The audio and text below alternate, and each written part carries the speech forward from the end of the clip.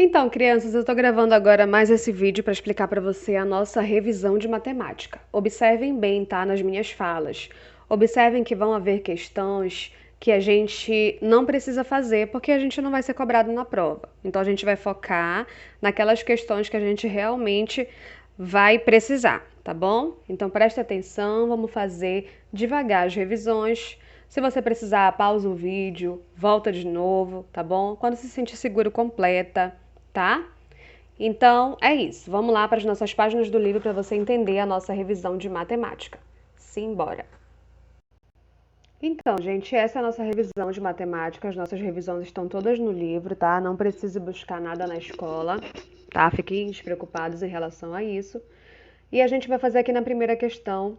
Escreva com algarismos e por extenso os números que estão representados pelas figuras. Vocês lembram que nós estudamos essas figuras aí lá no início do ano? Então, cada figura dessa, cada cubo desse tem 1000, né? Cada placa dessa tem 100. Essas colunas, cada uma tem 10 e tem as unidades também representadas aí nesses pedacinhos, tá? Então, vocês vão observar e vão representar aí direitinho e responder essas perguntas de A a C, tá? Você vai colocar o numeral e vai escrever também por extenso, tá, gente? Ou seja, o algarismo e o numeral escrito em palavras. Na segunda questão, você não precisa fazer, tá? Elimine a segunda questão porque ela não vai cair na prova, então a gente vai dar ênfase àquilo que a gente vai precisar realmente, ok? Prestar muita atenção na terceira questão, tá? Estudem ela, que vai cair algo parecido na prova, então marque a terceira questão para estudar mais, tá? Você vai observar, perdão, essas fichas aí, todas elas, tá? De A até E. E você vai responder as perguntas. Em qual das fichas está representado o maior número? Isso aí é observação, tá? Você vai ver o maior número e vai colocar aí somente a letra, tá? A letra da ficha. Na letra B, o número que você indicou no item A possui quantas classes e quantas ordens? Na letra C, organize os números das fichas em ordem crescente, colocando o símbolo entre eles, tá? Vocês têm um símbolo aí a colocar entre eles, ok? Pessoal, ordem crescente, tá? Os números vão crescendo, ou seja, do menor para o maior, tá? Letra D. Em qual das fichas será representado o menor número? Observou, viu qual é o menor número e escreve aí. E você vai escrever depois esse número por extenso, ou seja, em palavras, tá?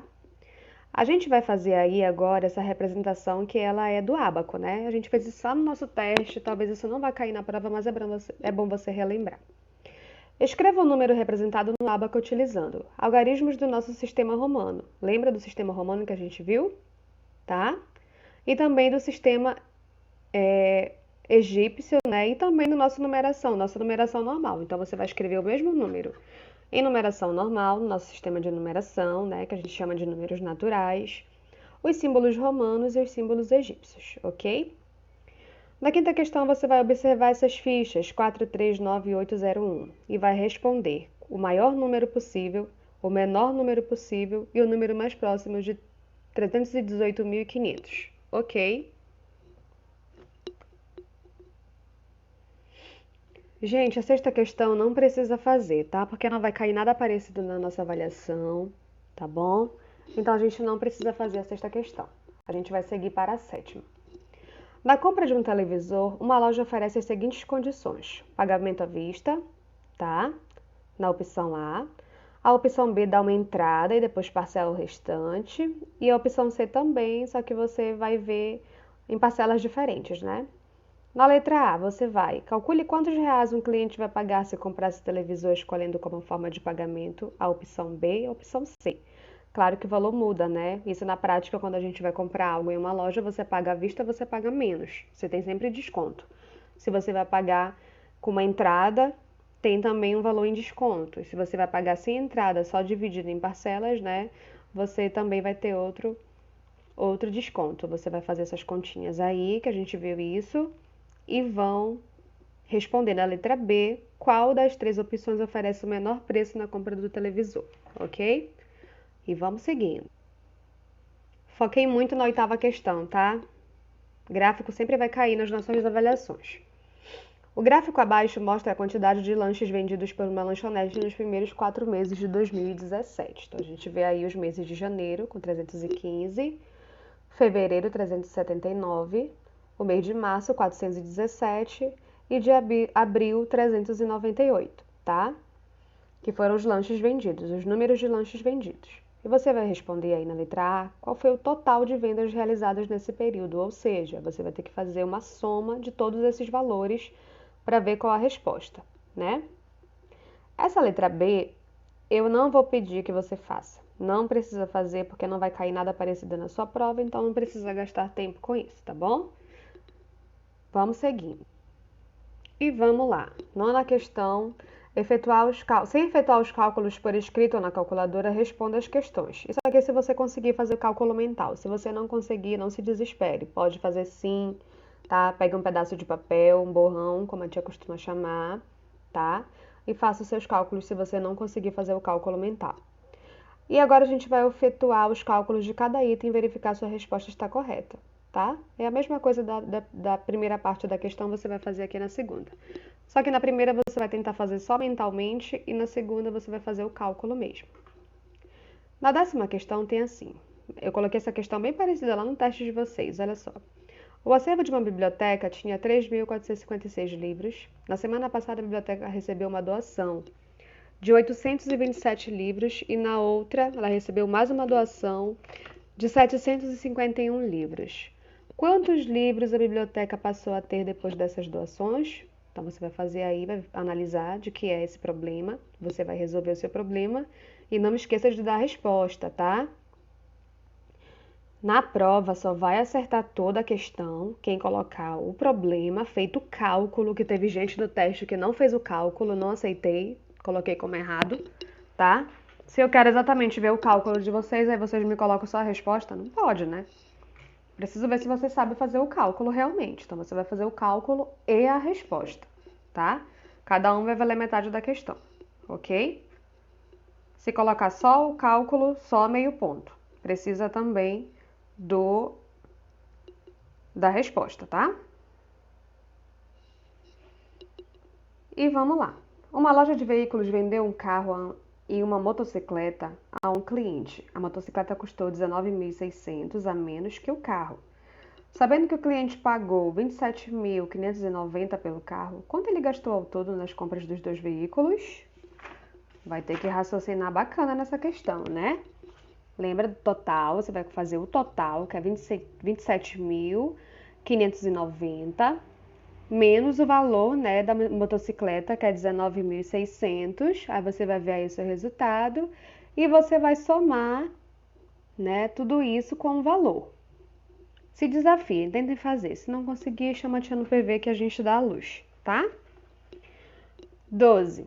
José precisa carregar o seu caminhão com caixas de laranja e levá-los do sítio até o supermercado, né?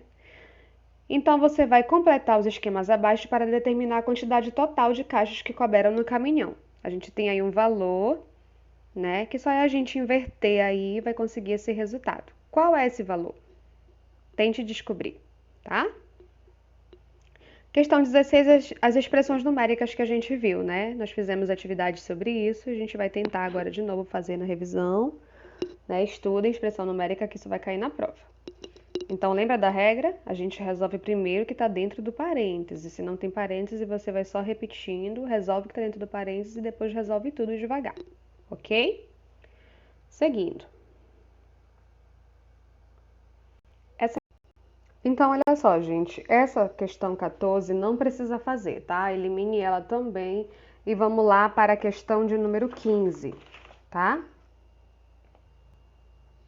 Aí você vai observar esses dois brinquedos, tá? Você vai ver o tambor e o cubo mágico e você vai dizer qual desses dois lembra um poliedro e por quê. E vai dizer também qual o nome desse poliedro, tá?